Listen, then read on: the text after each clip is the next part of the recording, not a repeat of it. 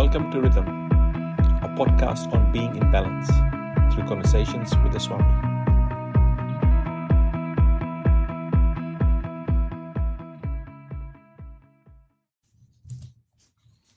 Namaste, Rhythm listeners. My name is Sunil.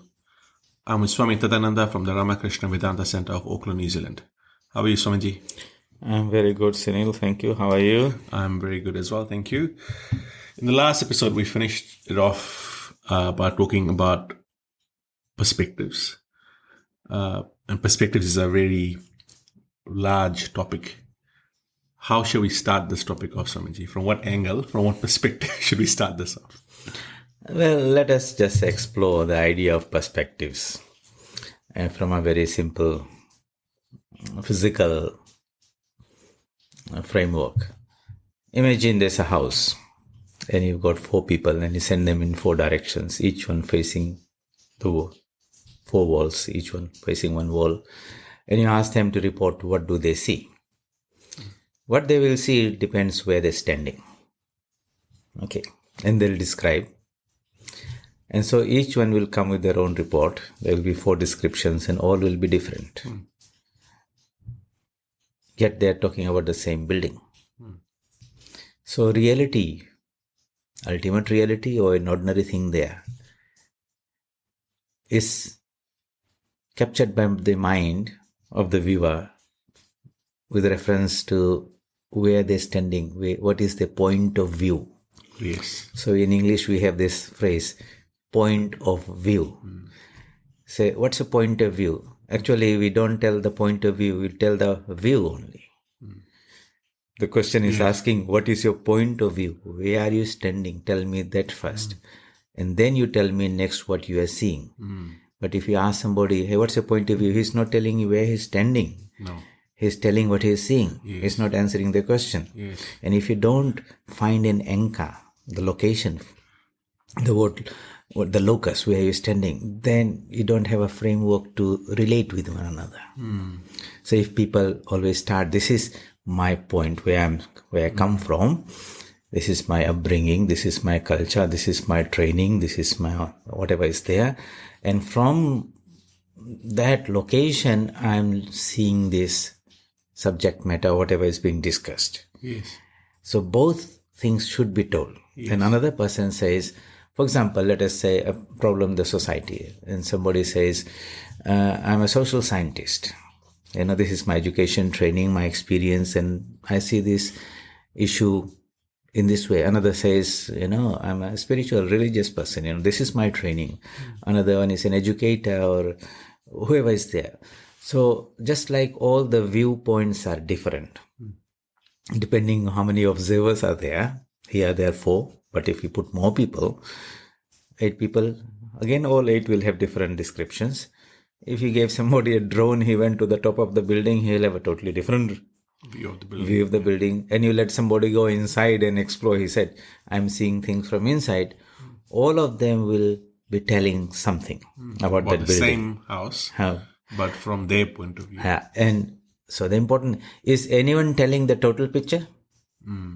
No. So the first important thing to realize is that our perspectives are our view. And it is not the total view. And it's not the only view. Yes. All right. Just recognizing all those things are so practical in everyday life.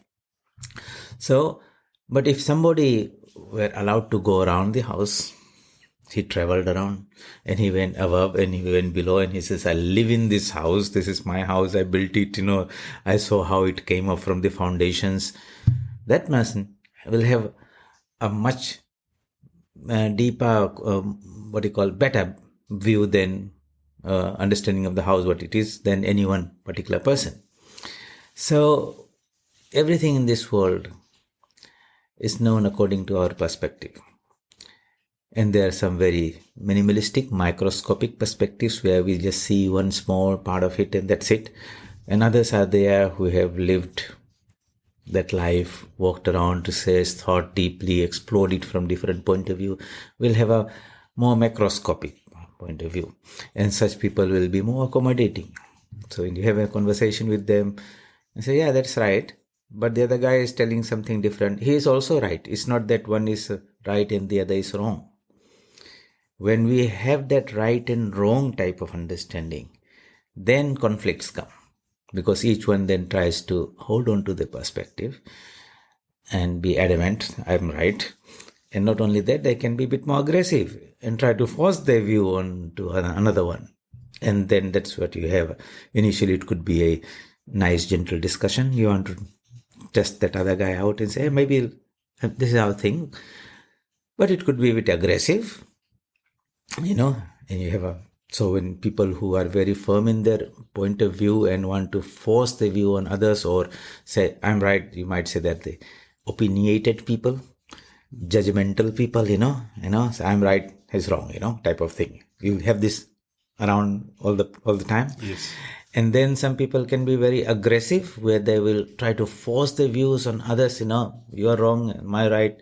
If the other person succumbs and accepts it, okay, then he thinks that he's been successful in converting that person, or aligning him. He's done a great service to that person.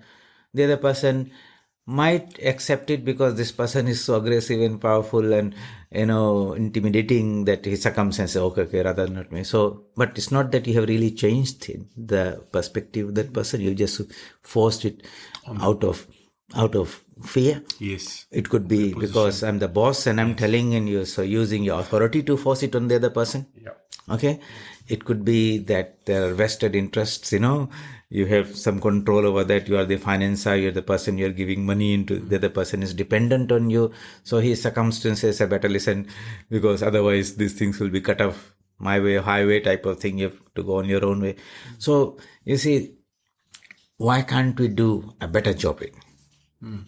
And so that's why we felt have a more enlightened understanding, because if you have very narrow perspectives, fixated perspectives, not appreciating the idea of others' perspectives, can be different, yet still be right, good, practical, useful for them. And that you can all exist and coexist in harmony by learning from each other, by appreciating with each other, by being inclusive, yet being different. And it's perfectly all right. Yeah. So this series of podcasts, we'd like to explore that, because there are a lot of conflicts that come in life, between two friends, in a family, in an organization, that we rub each other the wrong way, that we are like billiard balls colliding with each other and bouncing back, and not accommodating and adjusting and learning from each other, that we become more disruptive, corrosive, all those type of things that happen, and we become a source of a lot of conflicts, misery, suffering on others, because we don't understand that others can have their views which are right, and I can learn from them, and I can enrich myself from them. So I think that was the idea behind having these perspectives. We'll discuss this, and then we'll talk about the applications of it. And so we hope that this will become a tool in the hands of people, our listeners, where when there are conflict situations, and obviously there would be, where one can step back and say, and normally it happens when there's differences with people, conflicts, differences in views and all those things, that we say, how can I approach it in a more enlightened way, knowledgeable way, not in a very ignorant way of looking things and making them worse. So this example of looking at the building from different perspectives, a couple of underlying principles are there. The reality is one, which is the building. Each one has their perspective, which is dependent on where they are standing, point of view. Each point of view is only a partial knowledge, not the whole. So no one should be arrogant to say, I know all of it, and therefore, I can be judgmental on others and everything. See, only person, and the more we know, the more accommodating would be. For example, the owner of the house says, yeah, all of you guys are welcome. You're all right. I don't have any issue with you, because I know that you're all telling the truth, but partial truth, not the whole truth. It is that story in the Gospel of Sri Ramakrishna about some people, a person goes and reports that on that particular tree, they found this animal. Some particular animal lives and is green. Another says, why do you say green? I saw it was yellow. Another says it was red. It says brown. And so they are now fighting over, thinking that each one's what they saw was right. And so they had an argument, conflict of perspectives. Each one thinks, because that's what the experience was there. Yeah. Partial truth, not the whole truth. Okay.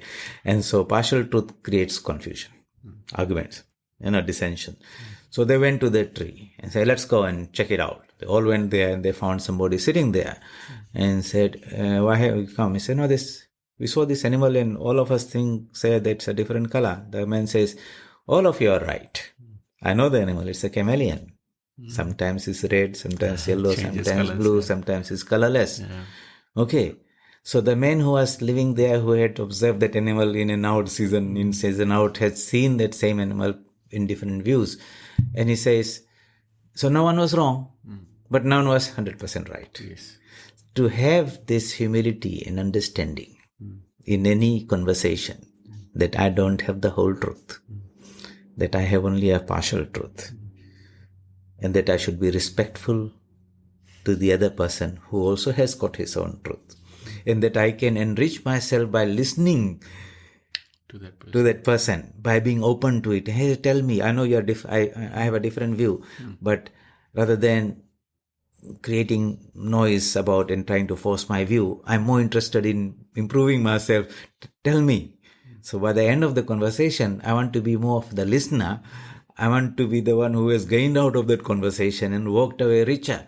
That could be one goal of the conversation, or the other one could be, I'm going to force my view onto that person by logic or this or that, and strut away and say, I did a good job, I turned him around, I convinced him, or, made him see my point of view, but he didn't gain anything else. Just boosted one's own ego and maybe made that person feel inferior, down, not respected. It didn't do any good to yourself. Yeah. You hurt the other person. But if you did the other way and you said, okay, that's very nice. Tell me about it. How do you see this? Please explain. Sincerely, you will do two things. One, you will walk away richer, better, more knowledgeable, and you have lifted and respected the other person. The other person's view of you has changed also. Yes. And he says, oh, that was so nice. He was so nice. He was listening. He listened. Nowadays people don't listen. That's the thing, And his perspective of you goes up. Yes. You see? That's right. You have enriched yourself, built a better relationship, and they'll be more open to you. And they have some new idea. They will come and say, boss of my friend, hey, how about this? Maybe he will ask you, so how did you think? And it gives you an opportunity to share your experience. And that's a wonderful, beautiful relationship is nurtured, maintained, harnessed. So when you don't do it right, in ignorance, thinking, the ego comes and says, I alone am right. This is the final. And people will try to sometimes force their views on others. There are many ways to do it, And the organizations have systems and structures where the higher level people have more authority or have more say. They might ask the people at the grassroots level, hey, how do you do this? That person has got a perspective, a view. He's the actual man who is doing the groundwork out in the field. He knows better. But there's some high-level graduate in the office sitting there at the top level who is going to, without much experience, maybe have a view which he says, this is the policy hereafter. This is how things are going to happen. And because he has the power, people will follow. Some might just walk out and say, I'm not going to work here. Others might come and tell boss, that's not how it works on the ground. It's not very practical if they feel the boss is going to listen. Okay. But why can't the upper level executive, now we're coming to the organizations, call all the people and say, hey guys, this is a problem or challenge. Can you advise out of your experience how we can do this better? Just open yourself to them and you'll find some very high quality, good ideas will come because while they were doing that work, they would have thought about, hey, maybe we can do this in this way, that way. Maybe it's not asking. No one was asking. But you open yourself to that. then they may say, oh, maybe I can go and tell the boss. He's open to ideas. Yes. And willing to listen. Willing to listen. Yeah. And the boss says, well, that makes sense. It's greater, better result, cheaper, faster. Why not?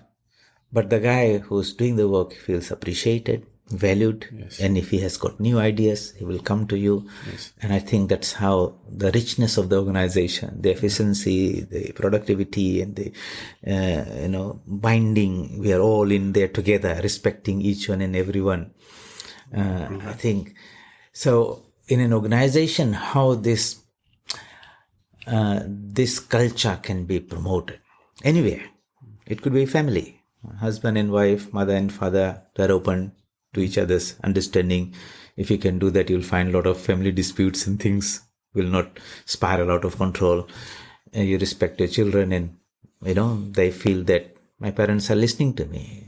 Many times we find that parents don't really respect the views of children. One of the things I ask the kids, do your parents know you well? And many times they say, majority of the times they say, they roll their eyes and say, no,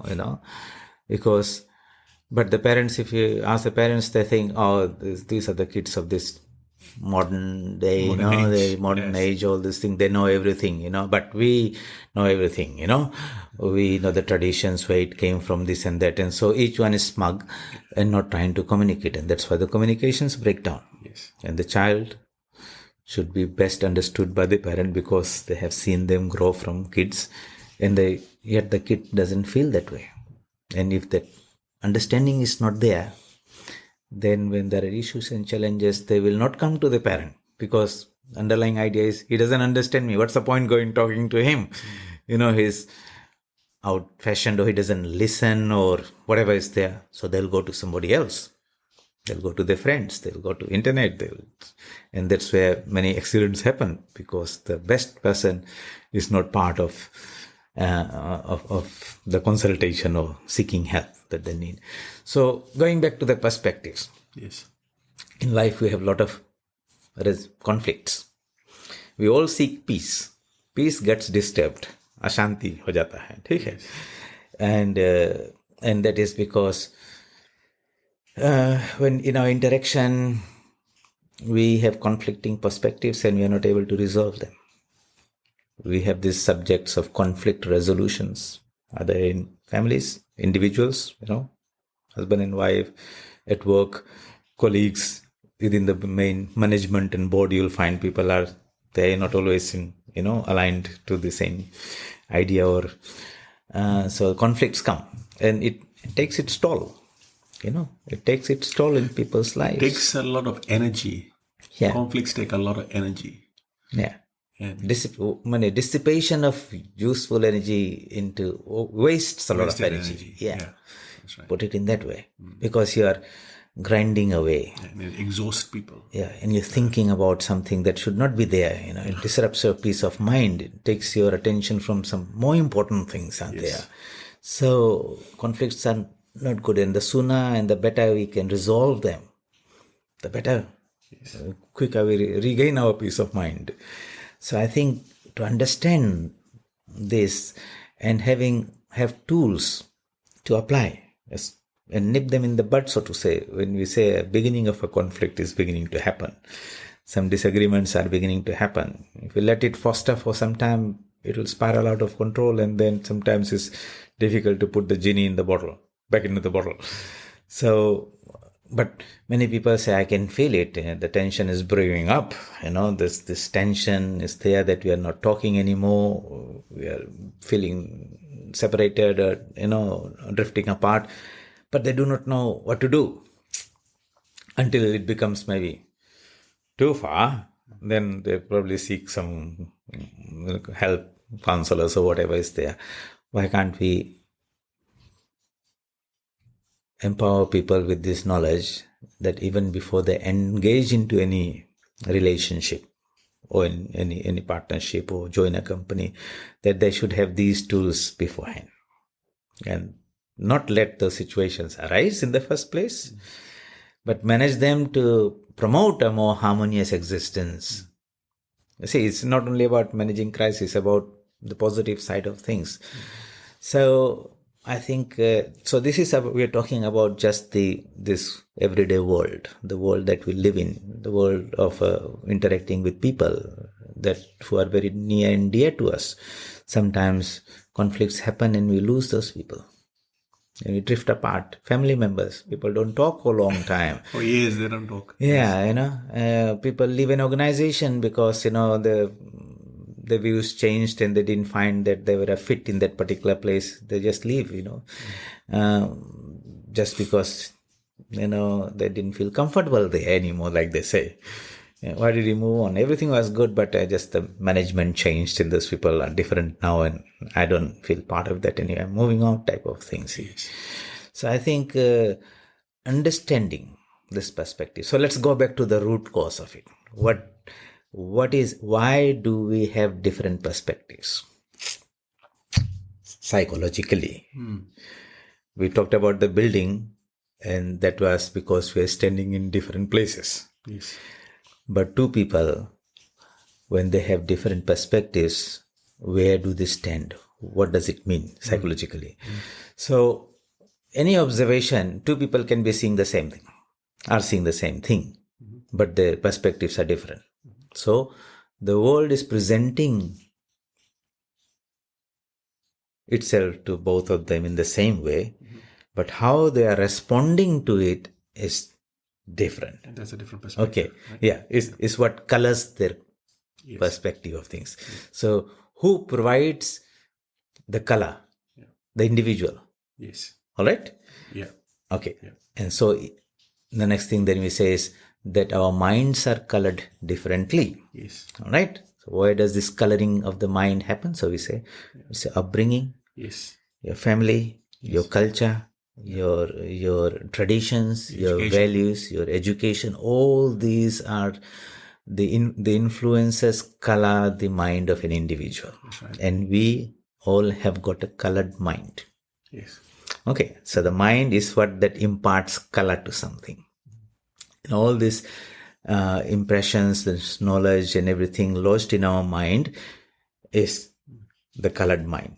So when I see something, I don't see as it is. And Swami Vivekananda in some of his lectures talks about the world is, say, X, unknown. When I perceive it as Y, it is X plus the mind. Y is the representation of it. That is a perspective. It is not X as it is X plus my mind. Yes. My mind has contributed its own color to it. And now I am seeing it as such. So the mind is like a colored glass, let us say.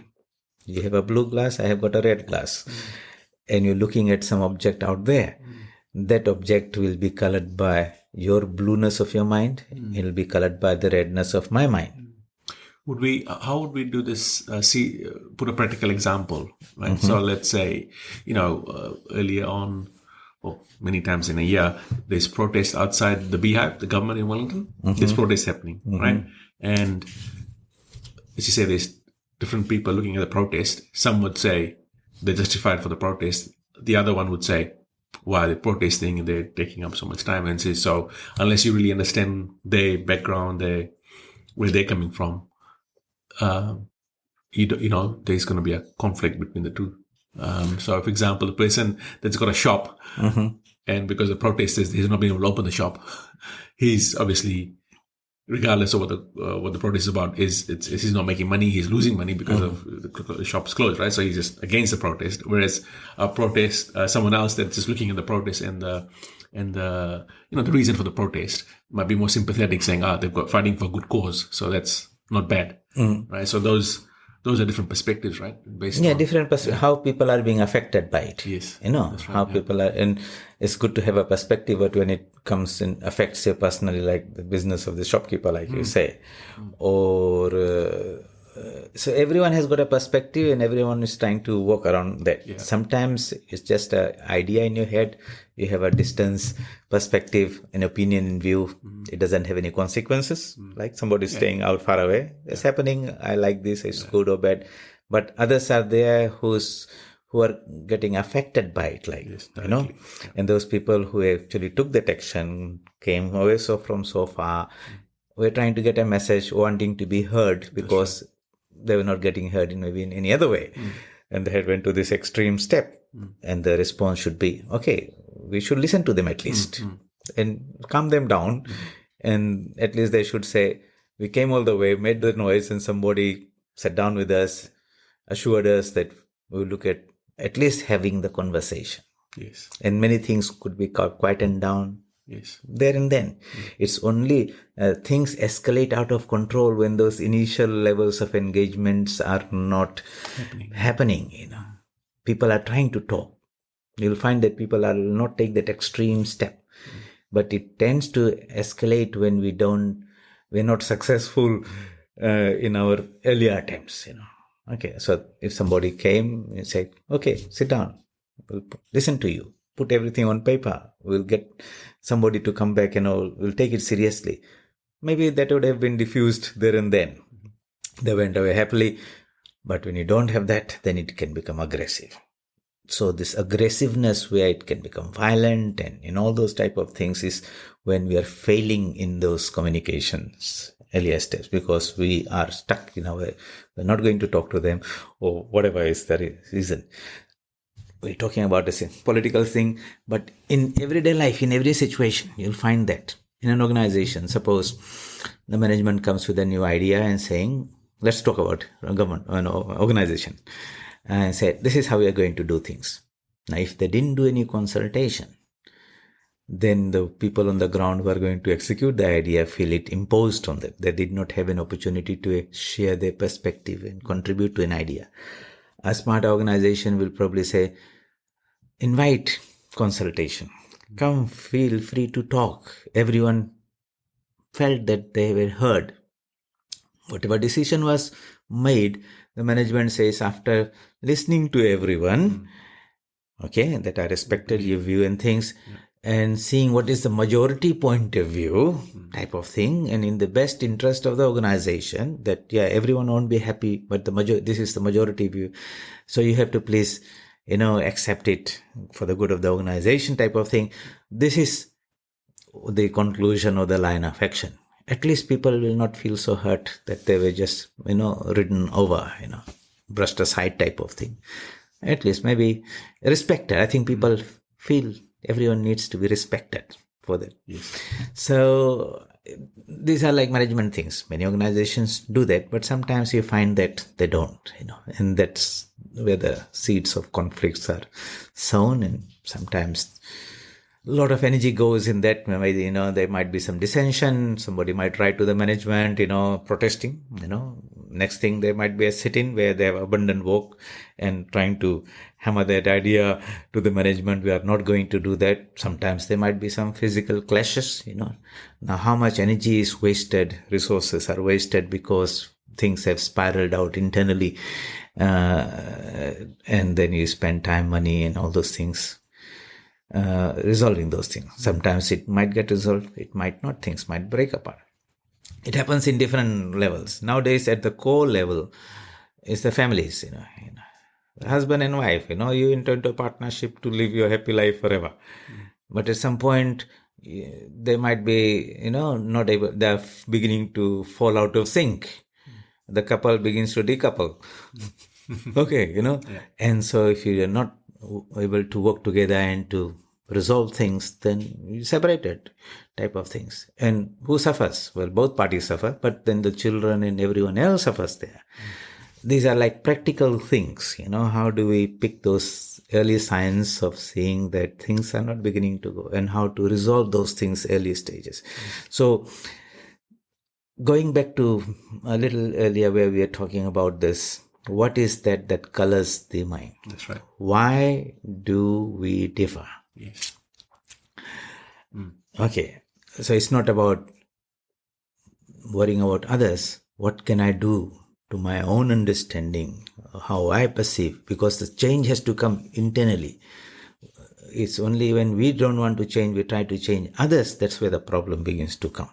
So this is when you have your blue lens on. Yes. But you try and understand what the red lens on guy is saying. Yes, and you then ask, so why are you seeing it from their perspective? You try to put yourself in the position, in their shoes. That's the secret of it. And you'll find most of the time things will work out.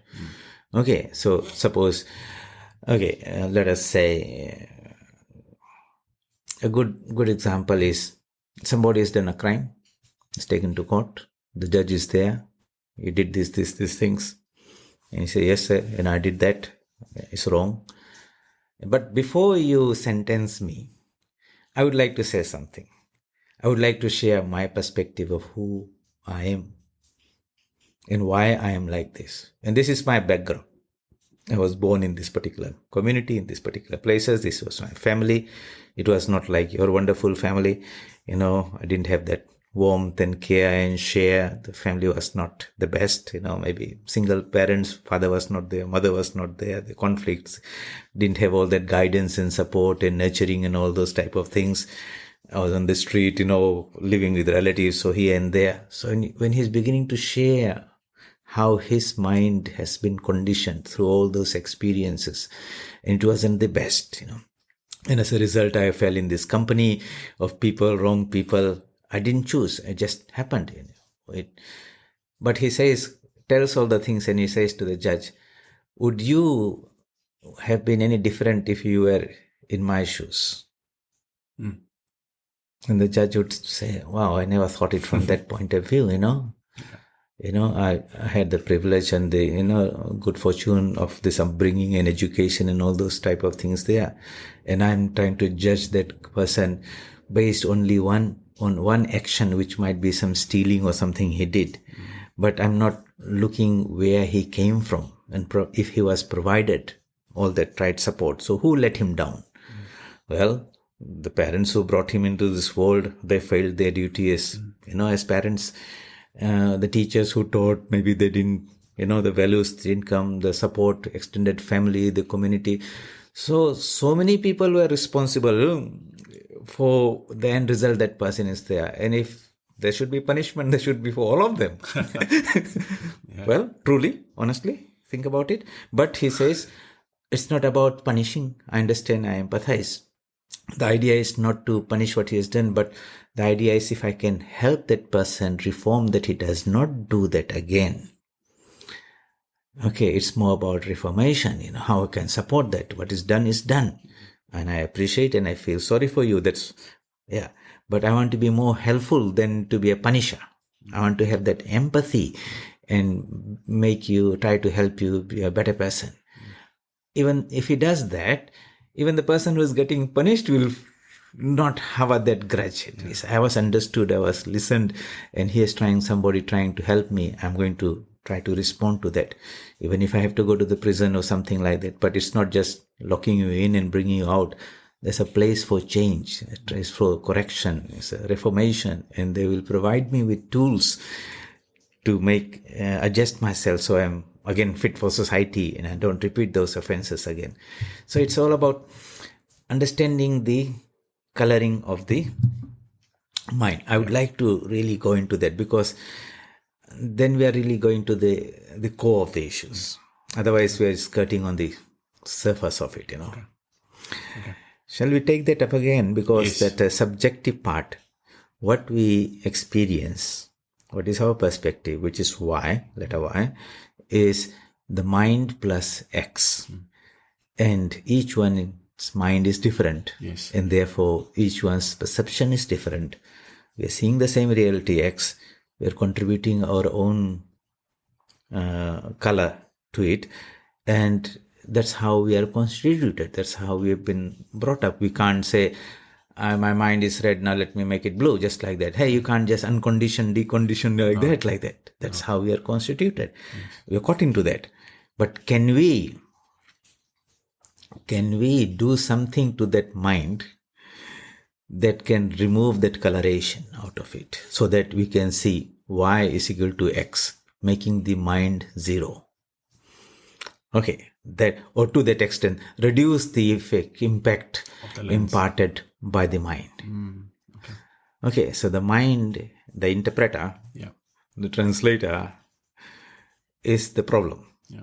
Well, it varies, different people. So the subjective attitude of Vedanta would be to work on that mind. These thoughts and ideas and impressions and samskaras we call in the mind, the coloration of the mind, conditioning of the mind that imparts that color to things. That is something we can internally work on. Yeah. And to the extent we can reduce that coloration, to that extent we will be closer to the truth of what is X. Yeah. So it's not, so the coloration is not going from blue to red, but more going from blue to a more neutral space. Yeah. So if you remove all the coloration, then More the higher space. Right? so it's like becoming white, Yeah, becoming white. and colorless, transparent, yes. and then everything can be perceived without, as it is, without the glass, the mind imparting its own coloration. And that is the definition of yoga. Yoga means chitta vritti nirodha.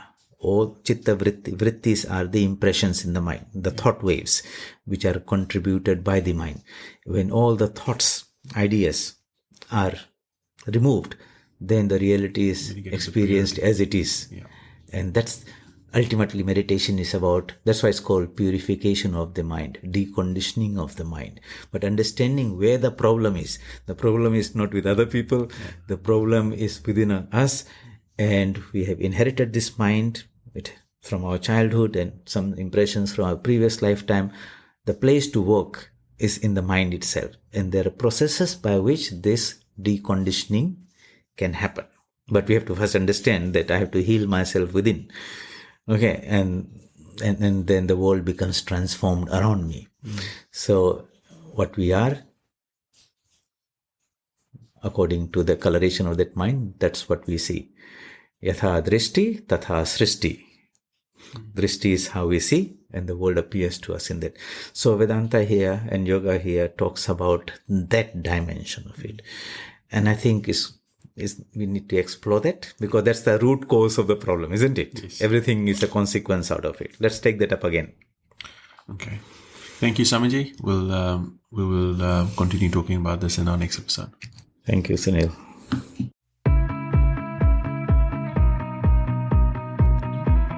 Thank you for listening. Being in balance, rhythm. For more information, please visit www.vedanta.nz.